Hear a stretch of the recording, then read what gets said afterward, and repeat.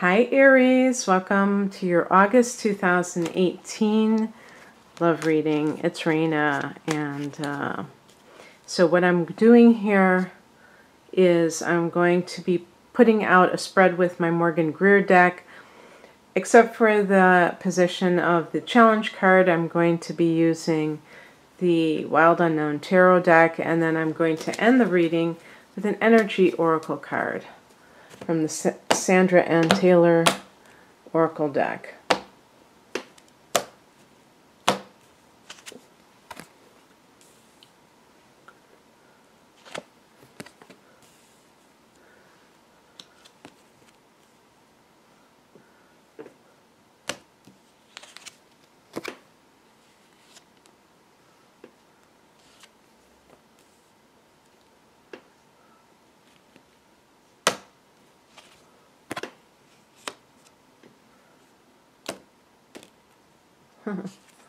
This one jumped out. Wow, you have some really nice cards, Aries. What do you know? Really nice cards. And I think I know why one of them is in the center of the deck. Oops! I forgot. I did this again. I swore up and down I wasn't going to do this. I'm going to pick an additional card for the challenge position simply because I did my typical card. I'm just so used to it. Okay.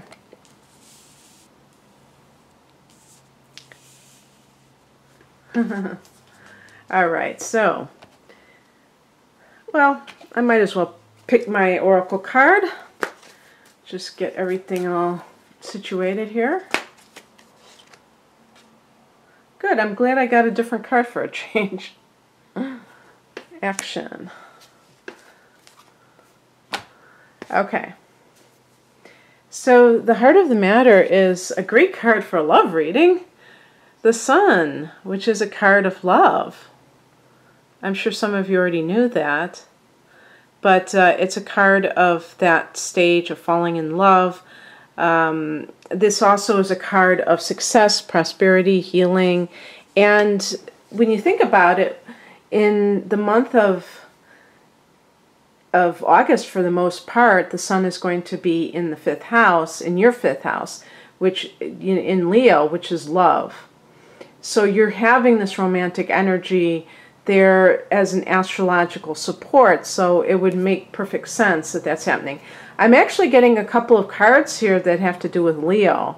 So if you have actually fallen in love with a Leo, or you meet a Leo, I'm recording this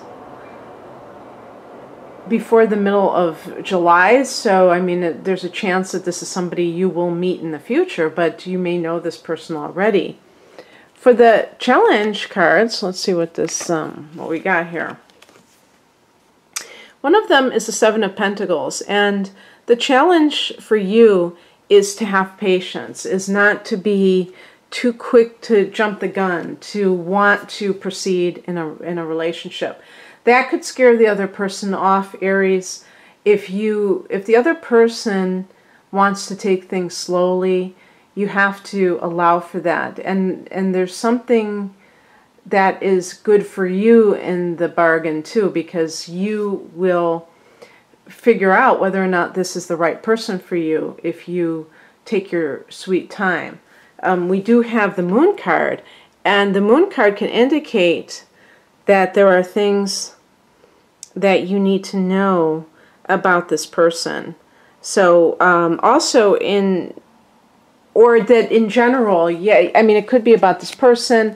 It could be a timing issue because the moon, there's a full moon at the end of August 26th to be exact, and this is going to be in your 12th house in Pisces. So that could be a time when secrets come out. So the point being that you may be feeling like you are falling in love with someone and you have some great supportive cards, but don't jump the gun and don't be too pushy about it. At the basis of the reading, the foundation card can point to what led up to this. We have the Hermit card. Now this is connected to Virgo. So perhaps this person happens to be a Virgo.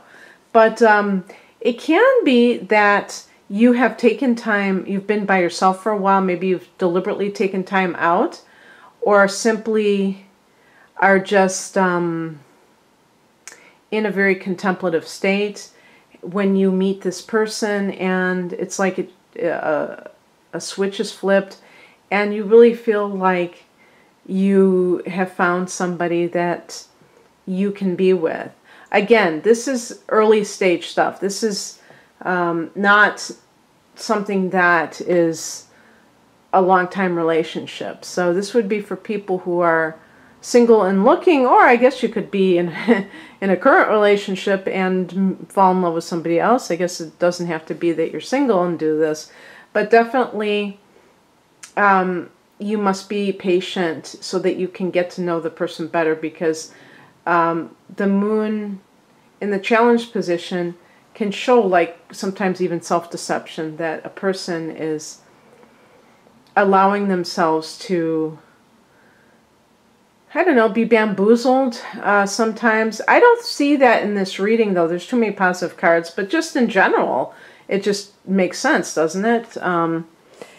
Seeking your, inner wisdom and things like that, that has brought you to this point. The higher message is represented by the Wheel of Fortune, and this kind of is saying, you're in this cycle, you're in this zone, Aries, that things are happening that are positive, more than negative, and you're aligning yourself. And this is why this is happening, is because you're in a period of maybe growth, expansion, and good things are on the horizon for you. And so it's just easier to manifest. It's easier to have victories in your life. Now this is an interesting one. This is the practical card.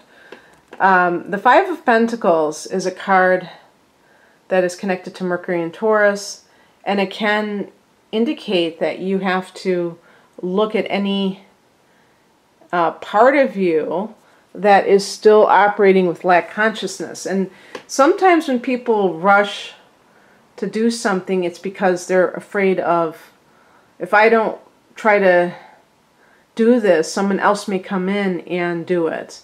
So it's like somebody may take something that I want, and that could include another human being. And of course, there's a certain absurdity in that, because if somebody is meant to be with you, and if that person really cares for you, they're not going to just go with the highest bidder. So it's not the same thing as if you're fighting over a cute dress. It's a little bit different. So sometimes that kind of materialistic thinking can kind of get into people's attitudes when it comes to relationships, where they think that, oh, I have to take someone off the market, so to speak, in order to ensure that they will be with me. And really, you never know if someone will stay in a relationship. There are no guarantees. So you have to operate with a certain sense of freedom within yourself. And Aries people tend to be very independent in that way, but depending on some of your inner planets, and Mercury certainly is one of them, you might have Mercury in Taurus very easily, because Mercury can never be too far from the sun. So it can be in some people's charts if you're in Aries, and that can make you much more rigid in your beliefs and more interested in being possessing that person, thinking that that is the way to handle it, instead of like being more open and less fear-based about it.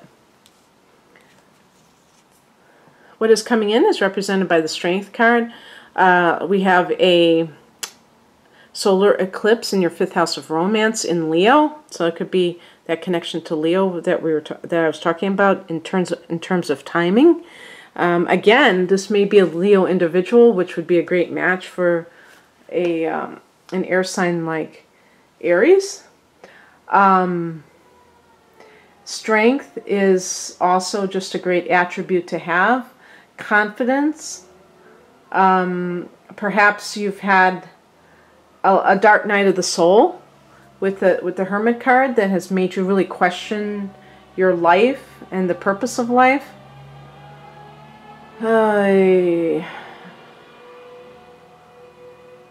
And so that may be something that you've been healing from. The Sun is a card of healing. I don't know if I said that before. So that can all be something that has been a process for you, and now you feel this sense of like momentum with the Wheel of Fortune card. And the outcome is the Three of Cups, which is a further card of light, social interactions, happiness, celebrating, with the Sun card, just like a lot of levity and friendship and parties, perhaps. That's another fifth house influence. So you may be bringing a person around to meet your friends because you really feel like this person is going to stick around and you want to kind of show off this person. But it's a very positive reading overall. You know, you should see what I've gotten with some of these. Plucked chicken, you know, the death card. You have like a lot of wonderful cards, Aries, and so congratulations. You should be having a good time. And when people have the Sun in their fifth house, regardless of what else is going on, as a transit, you're going to feel that sense of like happiness, that joy, as an influence anyway. So these other cards are just supportive of what is happening at this moment in August. So that's fantastic. And then let's look at the action card from the Oracle deck.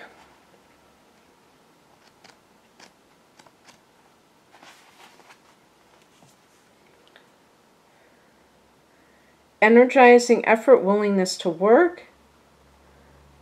And I just want to say too that because the Sun card can indicate success, and certainly the Wheel of Fortune, this may be also talking about your work life, and that is enhanced by your love life at this time. This card tells you that it is now time for more aggressive forward movement. The galloping horses represent intentional and concerted action directed to your goals. This card upright indicates that you are on the right track, but your determined efforts must increase. The white horse is inner action of spirit and thought. The black is the outer work that still needs to be done. So continue taking action and trust your intuition.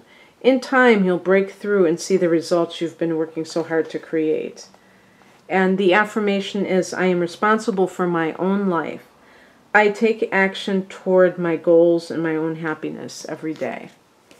And I just wanted to say along those lines that make sure you're not being a workaholic, though, because then if you have met somebody, you have to invest time in that relationship. That's what this is about. This is about investing time in, it's the Farmer's card. So you're seeing if your efforts are paying off, but you have to have efforts. It's not enough. You can't just skate by on your personality. And a lot of you Leos have great, Aries have great personalities. And if this person is a Leo, they have a great personality too. But you need to be able to have a certain ability to, you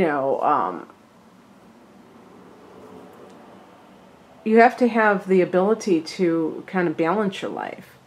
And I was just thinking in terms of, I hope I didn't say Leo before, because that's what was getting me distracted when I said Leo now, because I've been talking about this Leo influence that you may witness in this month, Aries. But if I said Leo by accident addressing you, then I apologize.